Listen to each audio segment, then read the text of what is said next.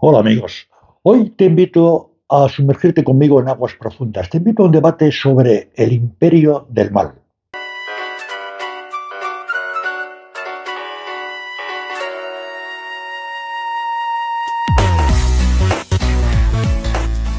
En 1983, el presidente de los Estados Unidos, Ronald Reagan, definió a la Unión Soviética como el imperio del mal.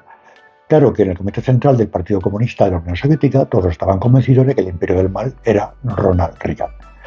Hay cosas que están bien, son evidentes, y cosas que están mal. Una resolución de un problema de matemáticas puede estar bien resuelto o mal resuelto. Hay gente que canta bien y hay gente que canta mal. Yo mismo no me atrevo a cantar en la ducha porque los vecinos me denuncian por terrorismo auditivo. Ahora bien, es un tema del que la filosofía se ha ocupado intensamente, el bien y el mal. Las religiones también. La mayoría de las corrientes religiosas contemplan la existencia de seres y dioses y espíritus malignos. La religión cristiana, el cristianismo, pues entiende que existe el demonio, Lucifer, Belcebú, Satanás, pero podemos preguntarnos, ¿existe el mal? ¿Existe como un ente que está ahí o hay comportamientos malvados? Son dos cosas distintas. Luego están los demonios temporales que van con su época. Hoy en día, para mucha gente, pues son demonios Vladimir Putin, Donald Trump o Benjamin Netanyahu. Y luego existen también demonios particulares, muy restringidos.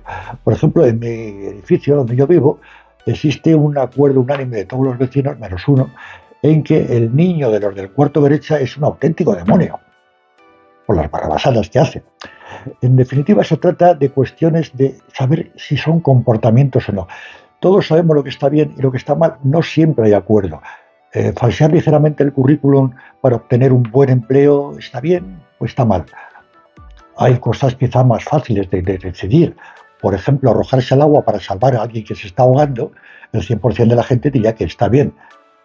Bueno, el 100% no, el 99,9%. Vamos a pensar en ese amigo tuyo al que todo le parece mal. Pero un 99% pensaría que es una cosa muy bien hecha. Sin embargo, si el que se está ahogando fuera un sanguinario asesino comprobado, el porcentaje de la gente que piensa que está bien salvarle a lo mejor bajaba bastante, ya no sería del 99%.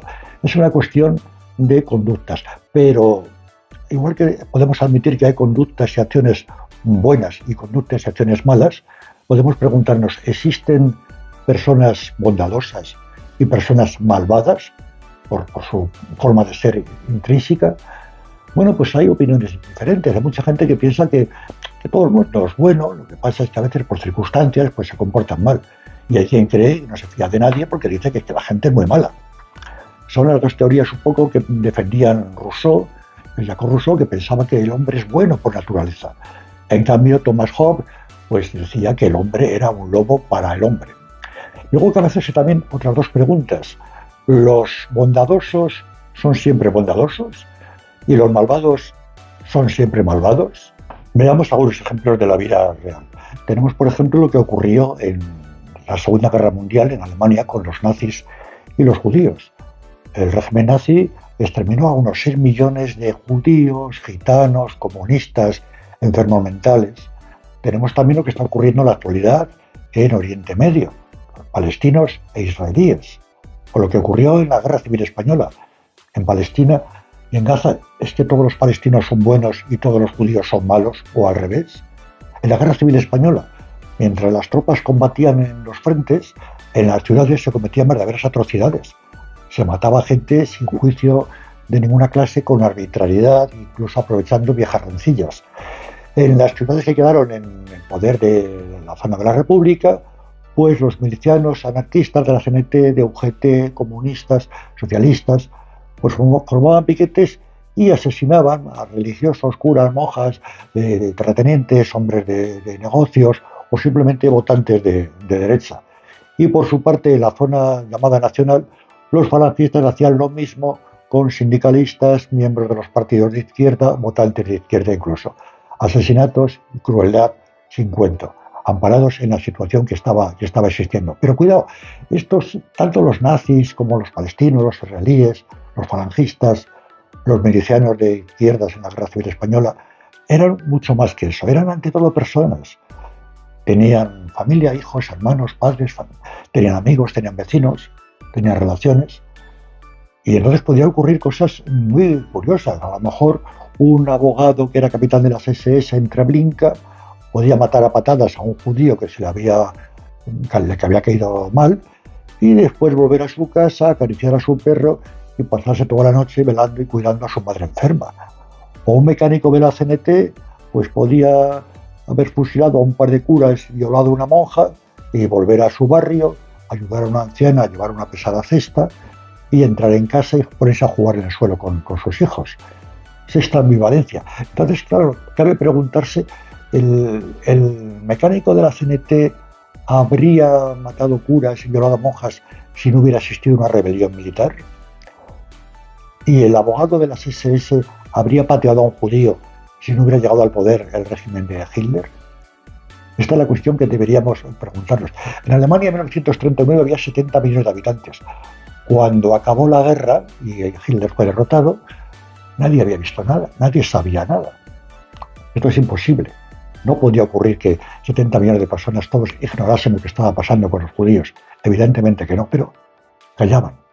Tenemos el caso del País Vasco, en España, cuando la época de la ETA, los años 70, 80, 90 incluso.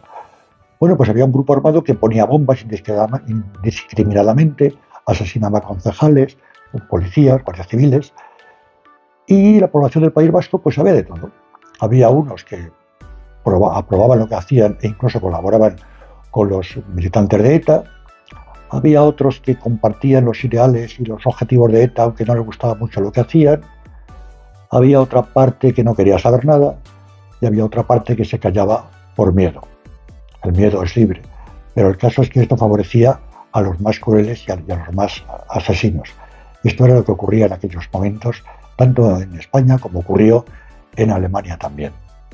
Por lo tanto, podemos preguntarnos, ¿es que hay malvados siempre o influyen las condiciones ambientales de cada momento? En conclusión, existe una línea en uno de cuyos extremos está la empatía, la sensibilidad, la caridad, la solidaridad, y en el otro está el egoísmo, la insensibilidad, la crueldad incluso. Y nadie está totalmente en uno de los extremos siempre. Todos podemos estar más o menos con lo uno y con lo otro. Todos estamos situados principalmente en un punto dentro de esa línea, dentro de esos dos extremos. Todo depende de muchas situaciones también, porque el medio ambiente influye, la situación emocional en un momento dado. Existe el efecto contagio debido a la masa, por ejemplo. Un joven, un hombre, por ejemplo, que no se le ocurriría nunca tirar una piedra en un escaparate, puede hacerlo cuando está en medio de una manifestación y todos a su alrededor lanzan piedras contra el escaparate. Es un efecto contagio, como alguien que no insultaría nunca a alguien, pero puede hacerlo en un campo de fútbol si todos a su alrededor están insultando al árbitro o a un jugador contrario. Y te dejo las preguntas finales. ¿Por qué crees que todos estamos convencidos de que nuestras ideas, nuestras opiniones, nuestras acciones están del lado del bien?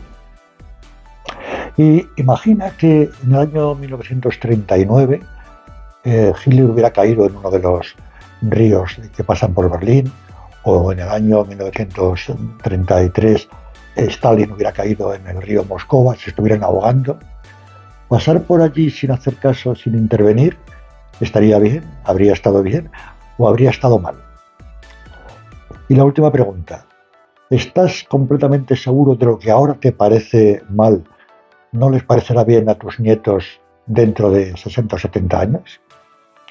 Y en fin, yo no tengo claro muchas veces lo que está bien y lo que está mal, pero sí que hay una cosa que sé que podrías hacer que está bien, y es darle al me gusta a este vídeo y suscribirte al canal.